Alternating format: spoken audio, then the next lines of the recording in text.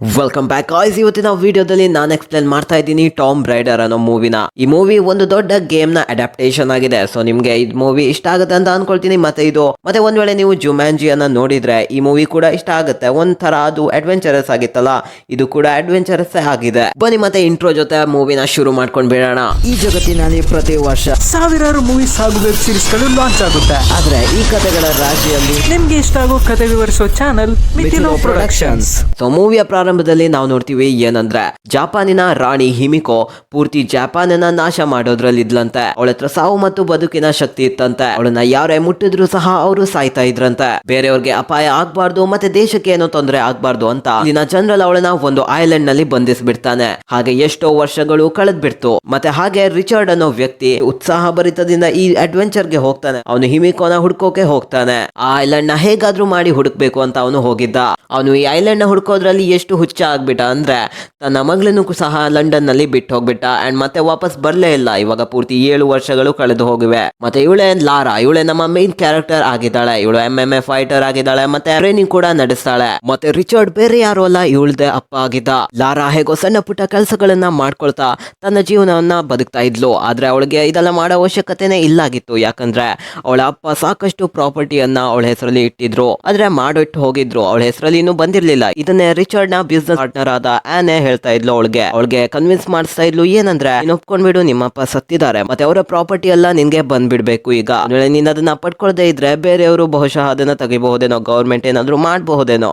ಹೀಗಾಗಿ ನೀನು ಒಪ್ಕೊಳ್ಳೋದು ಬೆಟರ್ ಅಂತ. ಆದ್ರೂ ಕೂಡ ಆನೆ ಅದನ್ನ ಸ್ವೀಕರಿಸ್ತಾ ಇರ್ಲಿಲ್ಲ. ಯಾಕಂದ್ರೆ ಅವಳು ಒಪ್ಕೊಳ್ಳೋಕೆ ತಯಾರಿರ್ಲಿಲ್ಲ. ಅವಳ ಅಪ್ಪ ಸತ್ತಿದ್ದಾರೆ ಅಂತ. ಅವಳಿಗೆ ಹೋಪ್ ಇದೆ ಏನಂದ್ರೆ ಬಹುಶಃ ಅವರು ವಾಪಸ್ ಬರ್ತಾರೇನೋ ಯಾವಾಗ್ಲಾದ್ರು ಅಂತ. ಆದ್ರೂ ಕೂಡ ಆನೆ ಅವಳನ್ನ ಕನ್ವಿನ್ಸ್ ಮಾಡೇ ಬಿಡ್ತಾಳೆ ಪೇಪರ್ಸ್ ಗೆ ಸೈನ್ ಮಾಡೋಕೆ. ಒಂದ್ ವೇಳೆ ಪ್ರಾಪರ್ಟಿನ ಅವಳ ಹೆಸರಲ್ಲಿ ಬರೀದೇ ಇದ್ರೆ ಇದು ಆಕ್ಷನ್ ಗೆ ಹೋಗ್ಬಿಡುತ್ತೆ. ಮತ್ತೆ ಸೈನ್ ಮಾಡ್ತಿರುವ ಸಂದರ್ಭದಲ್ಲಿ ಅವಳಿಗೆ ಗೊತ್ತಾಗುತ್ತೆ ಏನಂದ್ರೆ ಅವಳ ಅಪ್ಪ ಅವಳಿಗೋಸ್ಕರ ಒಂದು ಜಾಪನೀಸ್ ಪಜಲ್ ನ ಮಾಡಿಟ್ಟು ಹೋಗಿದ್ರು. ಬಹುಶಃ ಅವಳೊಬ್ಳೆ ಅದನ್ನ ಸಾಲ್ವ್ ಮಾಡಬಹುದೇನೋ. ಮತ್ತೆ ಅವಳು ಈ ಪಜಲ್ ನ ಸಾಲ್ವ್ ಮಾಡಿದ ತಕ್ಷಣ ಅದ್ರ ಒಳಗೆ ಯಾವ್ದೋ ಲೆಟರ್ ಸಿಗುತ್ತೆ ಅವಳಿಗೆ. ಅವಳು ಅದನ್ನ ಓದ್ತಾಳೆ. ಅಲ್ಲಿ ಒಂದು ಜಾಗ ಬರ್ದಿತ್ತು.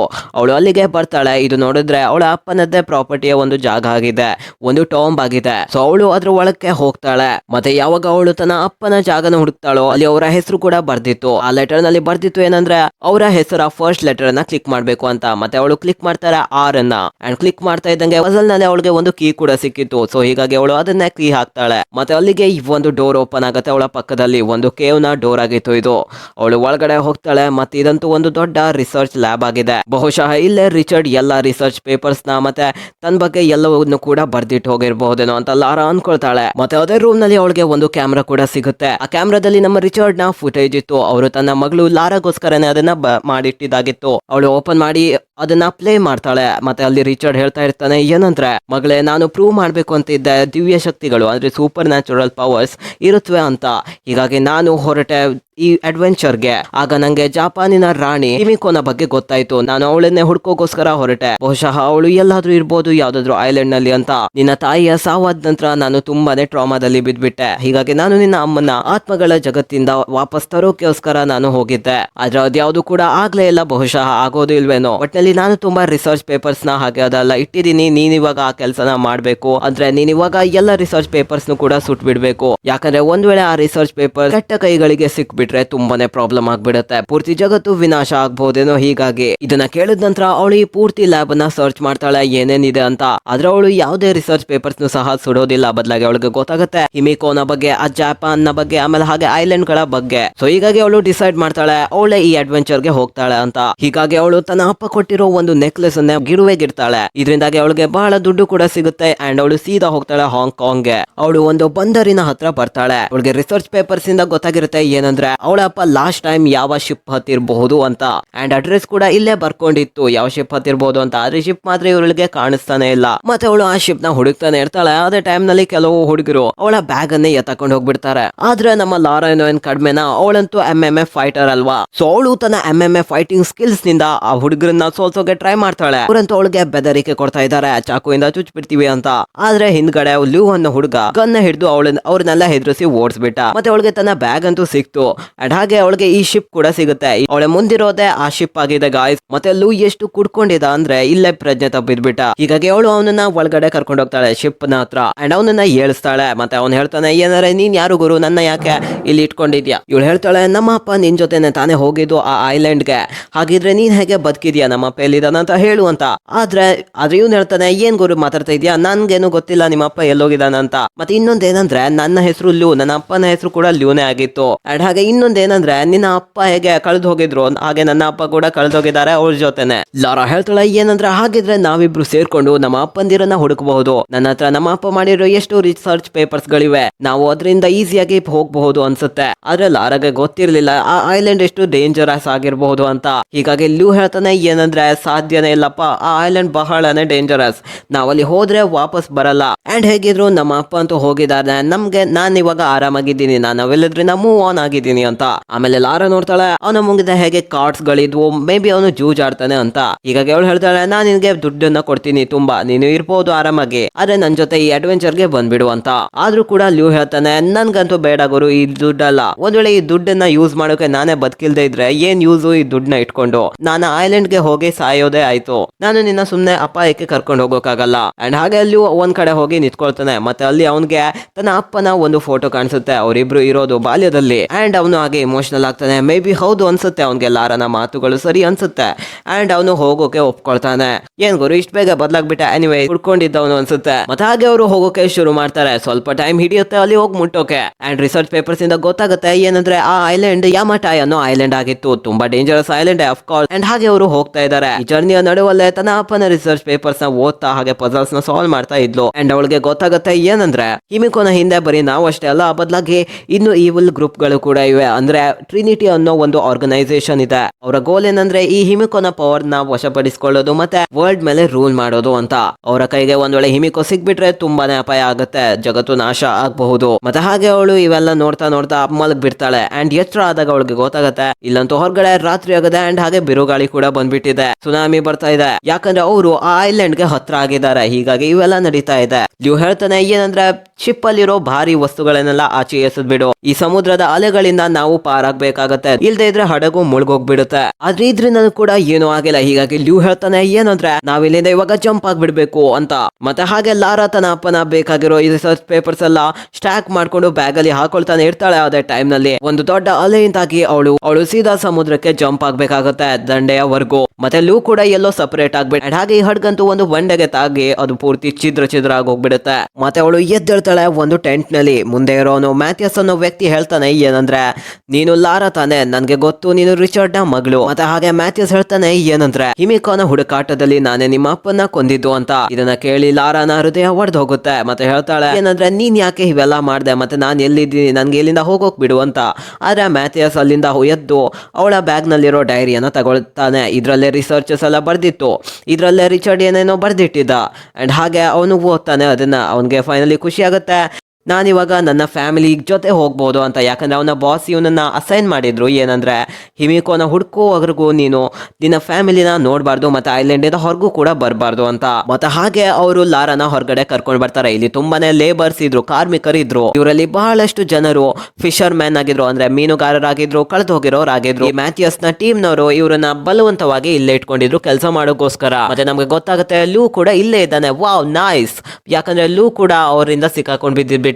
ಅಂಡ್ ಹಾಗೆ ಲೂ ಮತ್ತೆ ಲಾರಾ ಒಂದಾಗ್ತಾರೆ. ಮತ್ತೆ ಇಲ್ಲಿ ಮ್ಯಾಥಿಯಸ್ ಹೇಳ್ತಾನೆ, ಅಂದ್ರೆ ನಾವಿವಾಗ ಹಿಮಿಕೋನ ಹುಡುಕಾಟಕ್ಕೆ ಹೋಗ್ತಾ ಇದೀವಿ, ನೆನ್ಪಿಟ್ಕೊಳ್ಳಿ ನೀವ್ ಯಾರು ಕೂಡ ಹಿಂದೆ ಉಳಿಯೋ ಹಾಗೆ ಇಲ್ಲ. ಅಂಡ್ ಹಾಗೆ ಅವರ ಜರ್ನಿ ಶುರುವಾಗುತ್ತೆ.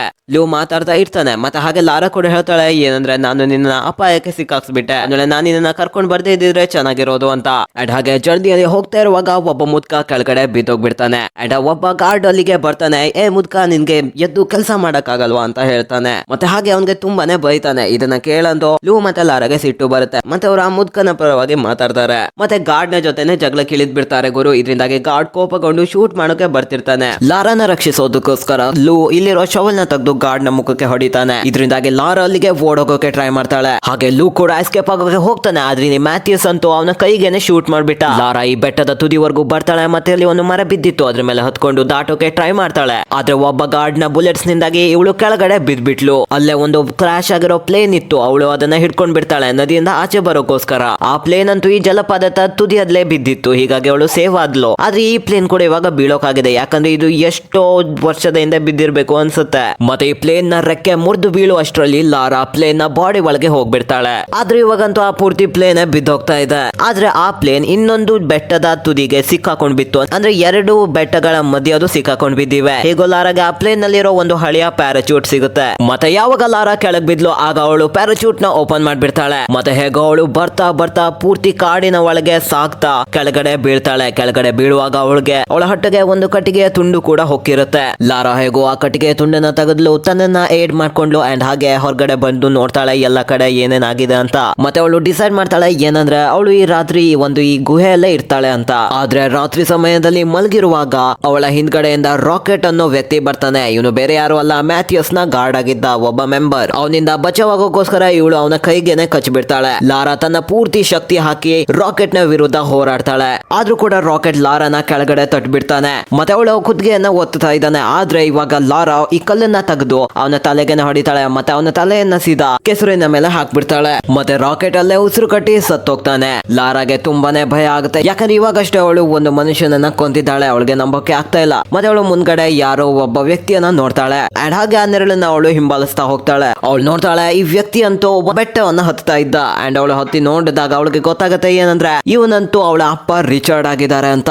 ರಿಚರ್ಡ್ಗೆ ಇದನ್ನ ನೋಡಿ ಆಶ್ಚರ್ಯ ಆಗುತ್ತೆ. ಮತ್ತೆ ಅವನ್ಗೆ ಅನ್ಸುತ್ತೆ ಅದು ನನ್ನ ಭ್ರಮೆ ಆಗಿದೆ, ನನ್ನ ಮಗಳು ಹೇಗೆ ಇಲ್ಲಿರೋಕೆ ಸಾಧ್ಯ ಅಂತ. ಆದ್ರೆ ಲಾರಾ ತುಂಬಾ ಮಾತುಗಳನ್ನ ಆಡ್ತಾಳೆ. ಮತ್ತೆ ರಿಚರ್ಡ್ಗೆ ನಂಬಿಕೆ ತರ್ತಾಳೆ ಏನಂದ್ರೆ ಅವಳೇ ಲಾರಾ ಆಗಿದ್ದಾಳೆ, ಅವಳೇ ಅವರ ಮಗಳಾಗಿದ್ದಾಳೆ ಅಂತ. ಅಂಡ್ ಇದನ್ನ ನಂಬದ ರಿಚರ್ಡ್ಗೆ ತುಂಬಾನೇ ಕಣ್ಣೀರು ಬರುತ್ತೆ. ಮತ್ತೆ ಹಾಗೆ ತುಂಬಾ ಖುಷಿ ಕೂಡ ಆಗುತ್ತೆ. ಆದ್ರೂ ಕೂಡ ರಿಚರ್ಡ್ ಕೇಳ್ತಾನೆ ನೀನ್ ಯಾಕೆ ಇಲ್ಲಿ ಬಂದಿದ್ದು, ನೀನ್ ಹೇಗೆ ಇಲ್ಲಿ ಬಂದಿದ್ದು ಅಂತ. ಲಾರಾಗೆ ಗಾಯಗಳಾಗಿದ್ರಿಂದ ಅವಳು ಸುಸ್ತಾಗಿದ್ಲು, ಹೀಗಾಗಿ ಅವಳು ಕೆಳಗೆ ಬಿದ್ಬಿಡ್ತಾಳೆ. ಮತ್ತೆ ರಿಚರ್ಡ್ ಅವಳ ಗಾಯಗಳಿಗೆ ಮದ್ದನ್ನ ಹಾಕ್ತಾ ಹೇಳ್ತಾನೆ ನೀನು ರೆಸ್ಟ್ ಮಾಡು ಅಂತ. ಹಾಗೆ ರಿಚರ್ಡ್ ಪ್ರಾಮಿಸ್ ಮಾಡ್ತಾನೆ ಏನಂದ್ರೆ ನಾನು ನಿನ್ನ ಮತ್ತೆ ಯಾವತ್ತೂ ಬಿಟ್ಟು ಹೋಗಲ್ಲ ಅಂತ. ಮತ್ತೆ ಹಾಗೆ ಬೆಳಿಗ್ಗೆ ದಿನ ಈ ಹಿಮೆಕೋನ ಡೂಮ್ ನಲ್ಲಿ ಫೈನಲಿ ಅವರು ಎಲ್ಲವನ್ನು ಕ್ಲಿಯರ್ ಮಾಡ್ಬಿಟ್ರು. ನಮ್ಮ ಮ್ಯಾಥಿಯಸ್ ಕಡೆಯವರು ಇವಾಗ ಹೋಗೋಕೆ ತಯಾರಾಗಿದ್ದಾರೆ ಡೂಮ್ಗೆ. ಮತ್ತೆ ಮ್ಯಾಥಿಯಸ್ ಯಾರಿಗೂ ಕಾಲ್ ಮಾಡಿ ಈ ವಿಷಯನ ತಿಳಿಸ್ತಾನೆ. ಅಂಡ್ ಹಾಗೆ ಬೆಳಿಗ್ಗೆ ಆಗುತ್ತೆ. ಮತ್ತೆ ಇಲ್ಲಿ ಲಾರಾ ನೋಡ್ತಾಳೆ ಏನಂದ್ರೆ ರಿಚರ್ಡ್ ಅಂತೂ ತನ್ನ ಗ್ರೂಮಿಂಗ್ ಮಾಡ್ಕೊಳ್ತಾ ಇದ್ದ, ಹೀಗಾಗಿ ಲಾರಾ ಕೂಡ ಅವನ್ಗೆ ಹೆಲ್ಪ್ ಮಾಡ್ತಾಳೆ. ಆಗ ರಿಚರ್ಡ್ ಹೇಳ್ತಾನೆ ಏನಂದ್ರೆ ಅವಳನ್ನ ಬಿಟ್ಟಿರೋದು ತುಂಬಾನೇ ಕಷ್ಟ ಆಗಿತ್ತಂತೆ ಅವನ್ಗೆ, ಆದ್ರೆ ಹಿಮಿಕೋದಿಂದಾಗಿ ಅವನ್ಗೆ ವಾಪಸ್ ಬರೋಕಾಗ್ಲಿಲ್ಲ. ಆಗಲೇ ರಿಚರ್ಡ್ ಹೇಳ್ತಾನೆ ಏನಂದ್ರೆ ಆ ಮ್ಯಾಥಿಯಸ್ ಇದಾನಲ್ಲ ಅವನು ಅದೇ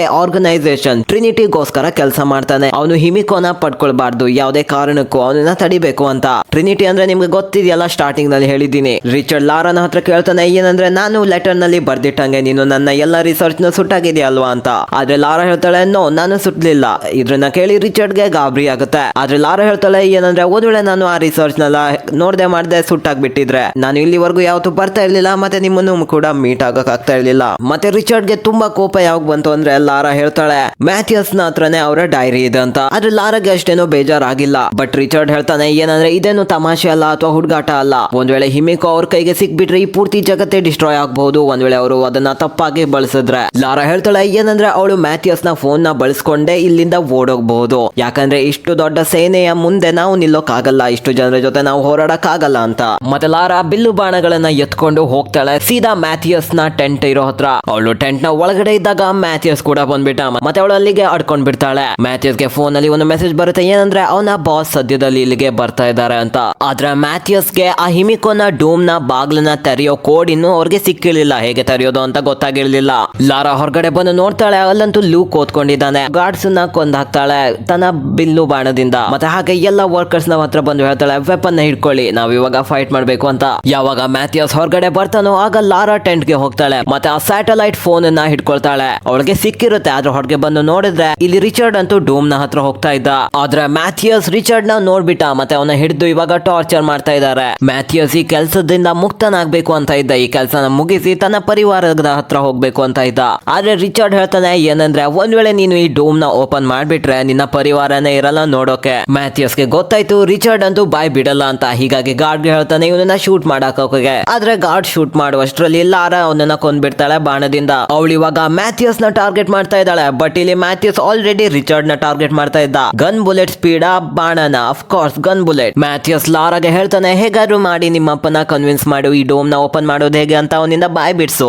ಏನು ಡಿಸ್ಟ್ರಾಯ್ ಆಗಲ್ಲ, ನಾಶ ಆಗಲ್ಲ ಈ ಡೋಮ್ ನ ಓಪನ್ ಮಾಡೋದ್ರಿಂದ, ನೀನು ಇಂಥದ್ನೆಲ್ಲ ನಂಬ್ತೀಯ ಅಂತ ಕೇಳ್ತಾನೆ. ಇವಾಗ ಲಾರಾಕ್ಕೂ ಕೂಡ ಮ್ಯಾಥಿಯಸ್ ನ ಮಾತು ಸರಿ ಅನ್ಸುತ್ತೆ. ಇಷ್ಟು ದಿನದಿಂದ ಅವಳು ತನ್ನ ತಂದೆಯನ್ನ ಮೀಟ್ ಆಗಿರ್ಲಿಲ್ಲ, ಇವಾಗ ನೋಡಿದಾಳೆ. ಆದ್ರೆ ಇವಾಗ ಅವಳ ಕಣ್ಣು ಮುಂದೆನೆ ತನ್ನ ಅಪ್ಪನ ಸಾವು ಆಗೋದನ್ನ ನೋಡೋಕ್ ಆಗಲ್ಲ ಅವಳ ಹತ್ರ. ಹೀಗಾಗಿ ಅವಳು ಹೇಳ್ತಾಳೆ ಏನಂದ್ರೆ ಅವಳಿಗೆ ಗೊತ್ತು ಈ ಡೂಮ್ ನ ಬಾಗ್ಲನ್ನ ಹೇಗೆ ತೆರೆಯೋದು ಅಂತ. ಥೇಟ್ ಆ ಪಜಲ್ ನ ಸಾಲ್ವ್ ಮಾಡಿದ್ಲಲ್ಲ ಅದೇ ರೀತಿನೇ ಈ ಡೂಮ್ ನ ಬಾಗ್ಲನ್ನ ತೆಗಿಬಹುದು. ಆ ಡೋರ್ಗೆ ಇರೋ ಚಕ್ರಗಳನ್ನ ಹಾಗೆ ಏನೇನೋ ಪಜಲ್ಸ್ ಇತ್ತಲ್ಲ ಅದನ್ನೆಲ್ಲವೂ ಕೂಡ ಅವಳು ಸಾಲ್ವ್ ಮಾಡ್ತಾಳೆ. ಅಂಡ್ ಹಾಗೆ ಫೈನಲಿ ಈ ಬಾಗ್ಲಂತೂ ಒಡೆದು ಛಿದ್ರ ಆಗೋಗುತ್ತೆ. ಲಾರಾ, ರಿಚರ್ಡ್, ಮ್ಯಾಥಿಯಸ್ ಮತ್ತೆ ಅವರ ಪೂರ್ತಿ ಟೀಮ್ ಇವಾಗ ಡೂಮ್ ನ ಒಳಗೆ ಹೋಗ್ತಾರೆ. ಒಳಗೆ ಬೀಸಿರೋ ಜೋರಾದ ಗಾಳಿಯನ್ನ ನೋಡಿ ರಿಚರ್ಡ್ ಹೇಳ್ತಾನೆ ಮೇ ಬಿ ಇದು ಹಿಮಿಕೋನ ಉಸಿರಾಗಿದೆ ಅಂತ. ಆದ್ರೆ ಮ್ಯಾಥಿಯಸ್ ಹೇಳ್ತಾನೆ ಏನಂದ್ರೆ ಒಬ್ಬ ವ್ಯಕ್ತಿಯ ಉಸಿರು ಇಷ್ಟೊಂದು ದೀರ್ಘವಾಗಿರೋಕೆ ಸಾಧ್ಯನೇ ಇಲ್ಲ. ಅದೇ ಟೈಮ್ ನಲ್ಲಿ ಲಾರಾನ ಕೆಳಗೆ ಏನೋ ಬಟನ್ ಇತ್ತು ಅಂಡ್ ಅವಳು ಅದನ್ನ ಪ್ರೆಸ್ ಮಾಡ್ಬಿಡ್ತಾಳೆ ಗೊತ್ತಿಲ್ದೆ. ಹಾಗೆ ಹಿಂದ್ಗಡೆ ಒಬ್ಬ ಗಾರ್ಡ್ ಸತ್ತೋಗ್ತಾನೆ ಯಾಕಂದ್ರೆ ಮಣ್ಣಿನ ಅಡಿಯಿಂದ ಒಂದು ಸ್ಪಿಯರ್ ಬಂದ್ಬಿಟ್ಟಿತ್ತು. ಮತ್ತೆ ಅದರಿಂದ ಅವರು ಮುಂದ್ಗಡೆ ಹೋಗ್ತಾರೆ ಅಂಡ್ ಹಾಗೆ ಅಲ್ಲಿ ನೋಡ್ತಾರೆ ಮೂಳೆಗಳ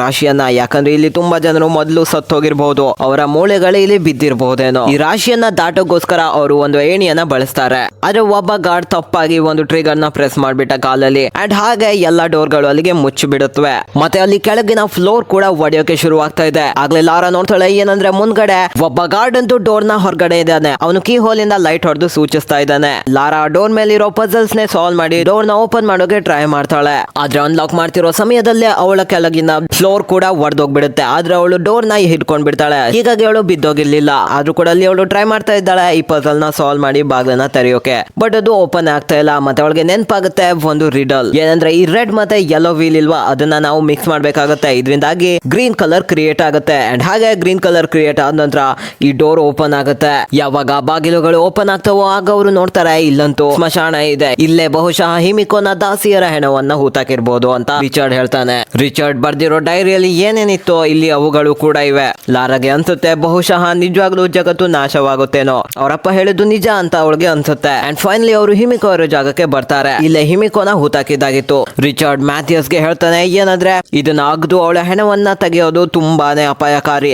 ಈ ಕೆಲಸನ ಮಾಡದೇ ಇರೋದೇ ಒಳ್ಳೇದು ಅಂತ. ಆದ್ರೂ ಕೂಡ ರಿಚರ್ಡ್ ನ ಮಾತನ್ನ ಕೇಳದೆ ಅವರು ಈ ಕಾಫಿನ್ ನ ತೆಗಿರ್ತಾರೆ. ಮತ್ತೆ ಅದ್ರ ಒಳಗೇನೆ ಹಿಮಿಕೋನ ಡೆಡ್ ಬಾಡಿ ಇತ್ತು. ಮತ್ತೆ ಸಡನ್ ಆಗಿ ಹಿಮಿಕೋ ಕಣ್ಣನ್ನ ತೆರಿತಾಳೆ ಅಂಡ್ ಹಾಗೆ ಅವಳ ಬಾಡಿ ಕೊಳೆಯೋಕೆ ಶುರು ಆಗ್ಬಿಡುತ್ತೆ. ಅಲ್ಲಿಗೆ ಲಾರಾ ಸ್ವಲ್ಪ ಗೋಡೆಗಳನ್ನ ನೋಡ್ತಾಳೆ. ಸುತ್ತಮುತ್ತ ಅಲ್ಲಿ ಪೇಂಟಿಂಗ್ಸ್ ಇರುತ್ತೆ. ಈ ಚಿತ್ರಗಳಲ್ಲಿ ಹಿಮಿಕೋಳನ್ನ ಒಂದು ರಾಕ್ಷಸಿಯಾಗಿ ಅಥವಾ ಕೆಟ್ಟವಳಾಗಿ ತೋರಿಸಿರ್ಲಿಲ್ಲ. ಮತ್ತೆ ಅವಳಿಗೇನೋ ನೆನಪಾಗುತ್ತೆ ಆ ಡೈರಿಯಲ್ಲಿ ಬರ್ಕೊಂಡಿರೋದು ಏನಂದ್ರೆ ಹಿಮಿಕೋ ಒಂದ್ ವೇಳೆ ಬದುಕಬೇಕು ಅಂತ ಇದ್ರೆ ಅವಳು ಸಾಯ್ಬೇಕಾಗತ್ತೆ ಅಂತ. ಅವಳನ್ನ ಯಾರೇ ಮುಟ್ಟಿದ್ರು ಕೂಡ ಅವರು ಸಾಯ್ತಾರೆ. ಅಲ್ಲಿಗೆ ಒಂದು ಗಾರ್ಡ್ಸ್ ಮುಟ್ಟೋಕೆ ಹೋಗ್ತಾನೆ. ಲಾರಾ ಅವನನ್ನ ತಡಿತಾಳೆ. ಇವಾಗ ಲಾರಾಗೆ ಅರ್ಥ ಆಯ್ತು ಏನಂದ್ರೆ ಹಿಮಿಕೋ ಜಗತ್ತನ್ನ ನಾಶ ಮಾಡೋಕೆ ಹೊರಟಿರ್ಲಿಲ್ಲ, ಬದಲಾಗಿ ಜಗತ್ತನ್ನ ಉಳಿಸಿದ್ದೆ ಅವಳು. ಆದ್ರೂ ಕೂಡ ಈ ಗಾರ್ಡ್ ಅವಳ ಮಾತನ್ನ ಕೇಳದೆ ಹಿಮಿಕೋನ ಮುಟ್ಬಿಡ್ತಾನೆ. ಮತ್ತೆ ಹಿಮಿಕೋ ಎದ್ದೇಳ್ಬಿಡ್ತಾಳೆ. ಆದ್ರೆ ಮತ್ತೆ ಮಲ್ಕೊಂಡ್ ಬಿಡ್ತಾಳೆ. ಮ್ಯಾಥಿಯಸ್ಗೆ ಅನ್ಸುತ್ತೆ ಇದೇನೋ ಡ್ರಾಮಾ ನಡೀತಾ ಇದೆ ಅಂತ. ಆದ್ರೆ ಆ ಕೂಡ್ಲೆ ಆ ಗಾರ್ಡ್ ನ ಕೈ ಕೊಳೆಯೋಕೆ ಶುರು ಆಗ್ಬಿಡುತ್ತೆ. ಲಾರಾ ಹೇಳ್ತಾಳೆ ಬಹುಶಃ ಹಿಮಿಕೋಗೆ ಒಂದು ಭಯಂಕರ ವೈರಸ್ ಇತ್ತು, ಮುಟ್ಟಿದ್ರೆ ಹರಡುವಂತದ್ದು. ಹೀಗಾಗಿ ಅವಳು ತನ್ನನ್ನೇ ಇಲ್ಲಿ ಬಂಧಿಸ್ಕೊಂಡ್ಬಿಟ್ಲು, ಯಾರಿಗೂ ಏನೋ ತೊಂದ್ರೆ ಆಗದೆ ಇರ್ಲಿ ಅಂತ. ಇದರಿಂದ ಆ ಗಾರ್ಡ್ ನ ಬಾಡಿ ಅಂತೂ ಕೊಳೆಯೋಕೆ ಶುರುವಾಗುತ್ತೆ. ಮತ್ತೆ ಅಲ್ಲಿ ಇನ್ನೊಬ್ಬ ಗಾರ್ಡ್ ಹೆದ್ರುಕೊಂಡು ಅವನಿಗೆ ಶೂಟೇ ಮಾಡ್ಬಿಡ್ತಾನೆ. ಅಂಡ್ ಈ ಗಾರ್ಡ್ ಅಂತೂ ಸತ್ತು ಹೋಗ್ಬಿಟ್ಟ.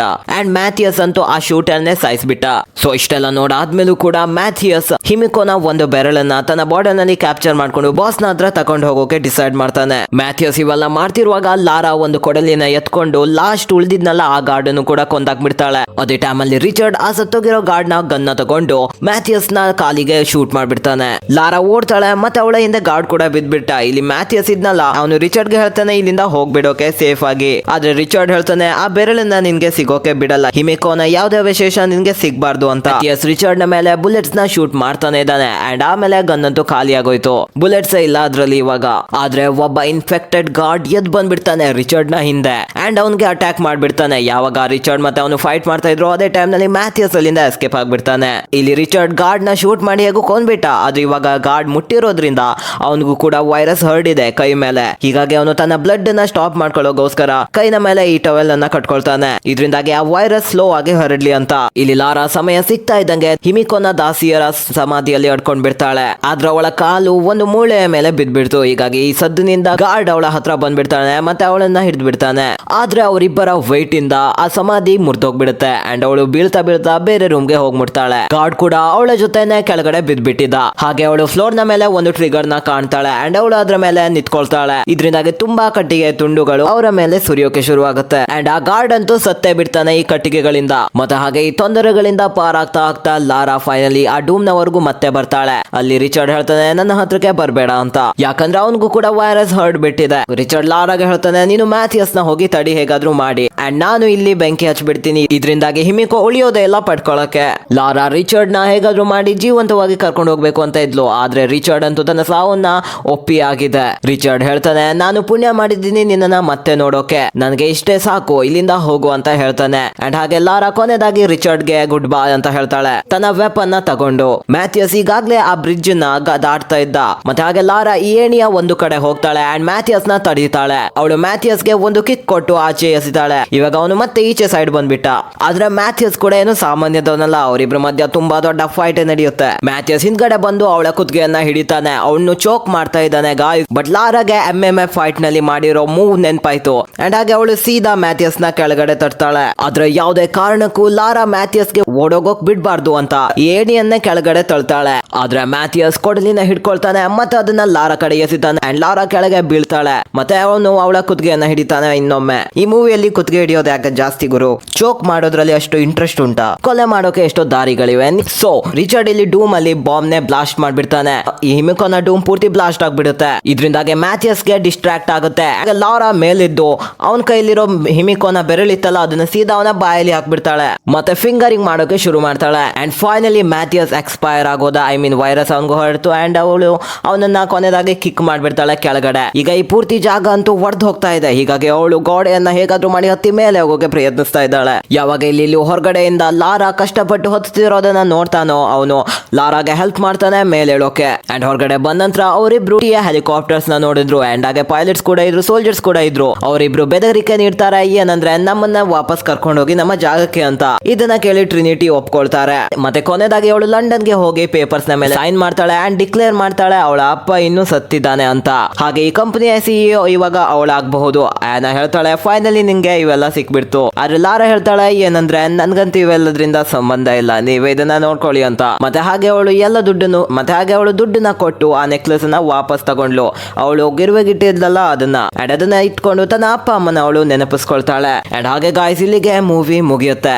ಆದ್ರೂ ಕೂಡ ನನ್ಗೂ ಒಂದು ಕ್ವೆಶನ್ ಇದೆ, ಏನಂದ್ರೆ ಒಂದ್ ವೇಳೆ ಲಾರನ ಅಪ್ಪ ಬದುಕಿದ್ರೆ ಲೂನಾ ಅಪ್ಪ ಯಾಕೆ ಬದುಕಿಲ್ಲ? ಯಾಕಂದ್ರೆ ಈ ಮೂವಿಯಲ್ಲಿ ಅವ್ರ ಬಗ್ಗೆ ಏನು ಜಾಸ್ತಿ ಹೇಳಿಲ್ಲ ನಮ್ಗೆ. ಅಂಡ್ ಈ ಮೂವಿಗೆ ಸೀಕ್ವಲ್ ಬೇರೆ ಇಲ್ಲ, ಅಂದ್ರೆ ಪಾರ್ಟ್ 2 ಕೂಡ ಇಲ್ಲ ಈ ಮೂವಿಗೆ. ಯಾಕಂದ್ರೆ ಈ ಮೂವಿ ಒಂದು ಗೇಮ್ ನ ಅಡಾಪ್ಟೇಷನ್ ಆಗಿತ್ತು.